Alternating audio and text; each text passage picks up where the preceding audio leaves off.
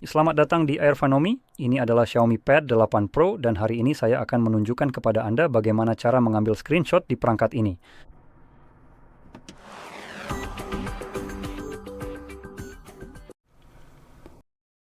Jadi untuk memulai ini Anda perlu membuka konten yang ingin Anda tangkap. Sekarang saya akan menggunakan layar utama sebagai contoh untuk ini yang sudah terbuka dan terlihat di layar. Sekarang pastikan apapun yang ingin Anda tangkap dalam screenshot tersebut sudah terlihat di layar Anda saat ini. Dan ketika sudah terlihat, yang perlu Anda lakukan hanyalah menekan tombol daya dan volume bawah secara bersamaan. Ayo, mari kita coba sekali lagi bersama-sama ya. Nah, seperti itu, sekarang tidak perlu ditekan lagi. Pada saat yang sama, jika Anda gagal, biasanya akan mengubah volume atau mengunci perangkat. Bagaimanapun juga, setelah Anda berhasil mengambil screenshot, mari kita coba lagi. Sebenarnya bisa juga dilakukan dengan cara yang berbeda. Jadi kalau setelah Anda mengambil tangkapan layar, yang juga dapat Anda lakukan dengan menggeser 3 jari ke bawah, Anda akan mendapatkan beberapa pilihan seperti menggulir dan mengirim. Saat ini, opsi gulir berwarna abu-abu karena memang tidak ada yang bisa digulir ke bawah, tetapi jika Anda memiliki sesuatu seperti situs web yang dapat saya gulir ke bawah, Anda dapat mengklik tombol tersebut. Izinkan saya membuka semacam sesuatu yang akan bisa digunakan di sana. Kami cukup baik. Jadi, itu lagi? Ya. Itu aneh? Saya jelas bisa menggulir ke bawah. Oke. Menarik. Jadi nampaknya sepertinya browser ini kurang begitu cocok dan memadai untuk melakukan hal ini. Coba lihat apa lagi yang bisa dipakai. Mungkin cuaca.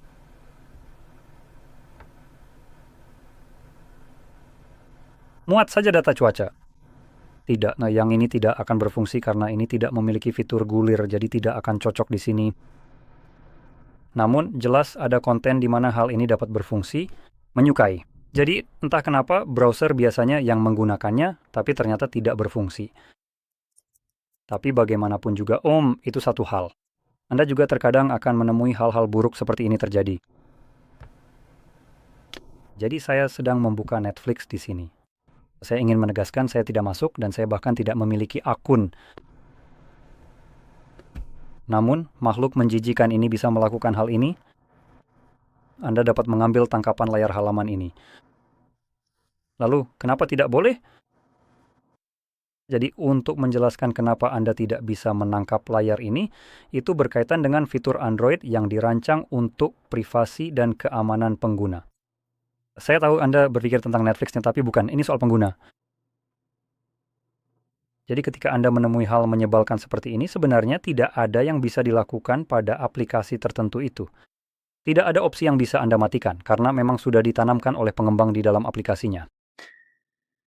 Dan untuk menjelaskan hal ini, fitur tersebut memang dirancang untuk privasi dan keamanan pengguna, dan umumnya digunakan dengan benar oleh aplikasi perbankan.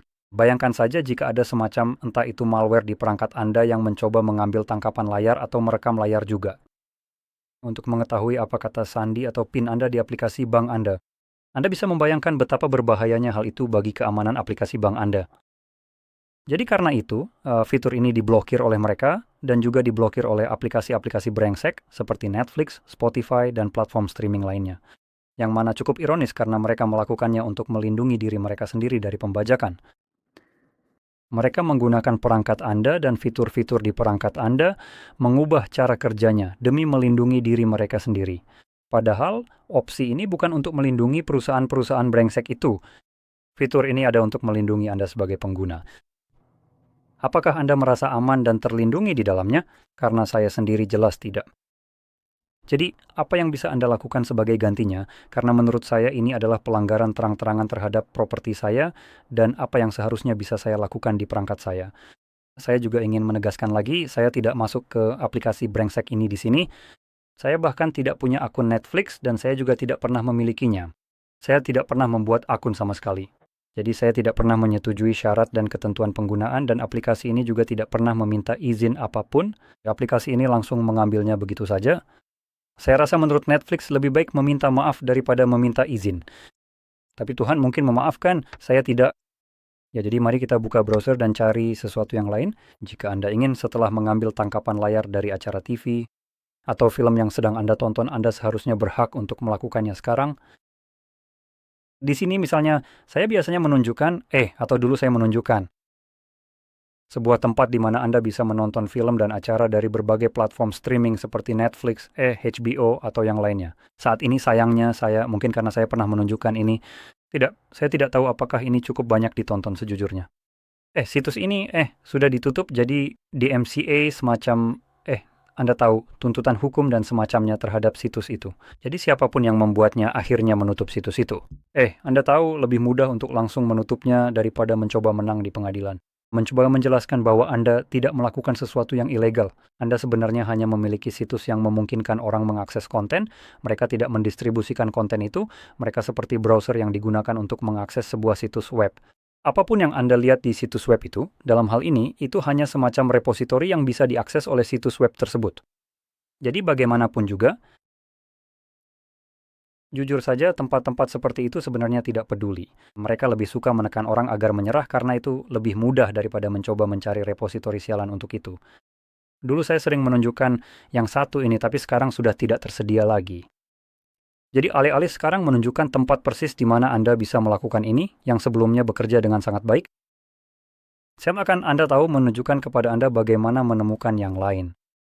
Dan ini lebih kepada pendekatan. Anda tahu jika para pengacara dan siapapun itu ingin mengejar situs-situs tersebut, silakan saja. Tapi saya tidak akan mempermudah Anda untuk menunjukkan situs mana yang seharusnya Anda kejar. Jadi saya akan mengajarkan kepada masing-masing dari Anda yang menonton ini dan benar-benar tertarik untuk menggunakannya, bagaimana cara menemukan tempat-tempat tersebut.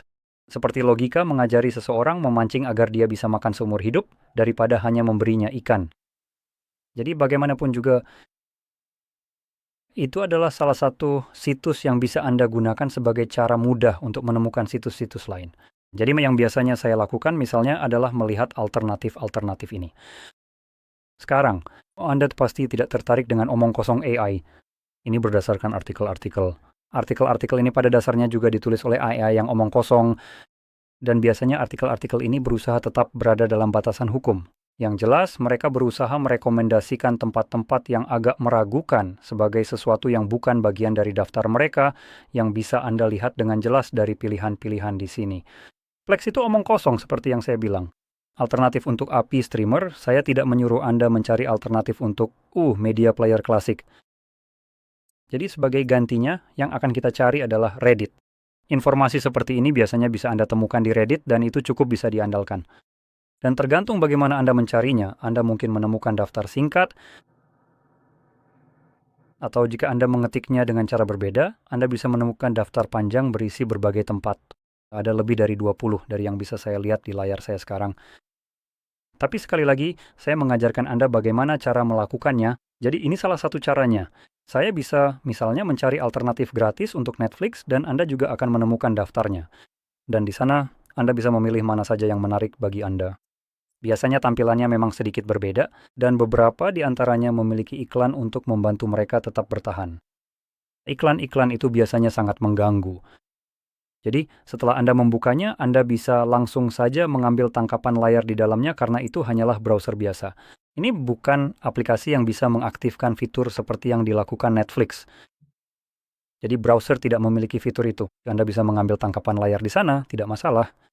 Saya hanya ingin menyoroti dan sedikit menyindir, Spotify juga melakukan hal yang sama. Ini hanyalah upaya mereka untuk mencegah pembajakan, sama seperti yang dilakukan Netflix dan platform streaming lainnya, seolah-olah itu benar-benar urusan mereka untuk melindungi konten mereka dari pembajakan. Tapi ini ironis, mengingat Spotify secara harfiah menjadi bisnis karena mereka memutuskan untuk membajak seluruh industri musik lewat LimeWire. Dan sekarang orang-orang yang sama ini mempermasalahkan Anda yang mencoba mengambil tangkapan layar atau merekam musik melalui perekam layar di sana. Bob, siapa yang menangis sampai air matanya mengalir seperti sungai? Jadi, dalam hal apapun, setelah Anda mengambil salah satu tangkapan layar ini, Anda dapat menemukan semuanya di aplikasi galeri Anda. Dan itu akan terlihat di bawah tab foto bersama dengan semua jenis foto, video, tangkapan layar, rekaman layar, gambar, dan apapun yang telah Anda abadikan. Pada dasarnya, semua media akan terlihat di sini yang membuatnya sedikit lebih merepotkan untuk menemukan konten apapun yang Anda cari. Jadi sebagai gantinya Anda ingin menavigasi ke koleksi, dan di koleksi Anda akan menemukan album bernama tangkapan layar dan rekaman layar. Sekarang pastikan saja tab tangkapan layar di sini sudah dipilih, karena memang ada 2 tab. Dan voila, inilah semua tangkapan layar yang saya miliki, yang diambil sepanjang video ini. Jadi inilah dia. Sekarang saya ingin menunjukkan bahwa saya menggunakan galeri untuk memperlihatkan ini, tapi Anda juga bisa menemukan jenis konten yang sama di aplikasi foto Anda, meskipun jika Anda ingin mencari tangkapan layar, Anda harus mencari album. Sekarang album akan muncul di panel samping setelah Anda masuk ke akun Google. Kalau tidak, ya terserah Anda. Dan Anda hanya perlu mengikuti logika seperti ini di sini, yang menunjukkan bahwa album itu seperti ini. Jadi jika ada lebih banyak dari yang terlihat di sini, itu akan ditampilkan seperti ini. Dan 2 lagi sekarang ada di album itu. Setelah Anda memiliki akun Google, Anda akan mendapatkan tab album yang akan berisi semua tangkapan layar, unduhan, foto, dan kategori lainnya di sana. Mirip seperti yang sudah diatur di sini dalam koleksi. Sekarang, saya pribadi lebih suka yang ini, yaitu album tangkapan layar dan perekaman layar yang juga akan ada di Google Foto di sini. Anda memang memiliki pemisahan antara tangkapan layar dan perekaman layar, yang membuatnya sangat mudah untuk ditemukan. Apapun konten yang Anda cari saat berada di foto, semuanya hanya berupa tangkapan layar dan perekaman layar yang digabungkan menjadi satu. Jadi Anda bisa melihat ada perekaman layar, perekaman layar, perekaman layar, perekaman layar, tangkapan layar, tangkapan layar, tangkapan layar, dan tangkapan layar di sini dan di sini. Ya, jadi sekali lagi, ini membuatnya sedikit lebih mudah di aplikasi galeri untuk menemukan apapun yang Anda cari. Nah, bagaimanapun juga dengan semua yang sudah dijelaskan, saya harap Anda merasa ini sangat membantu, dan jika iya jangan lupa untuk tekan like, subscribe, dan terima kasih sudah menonton.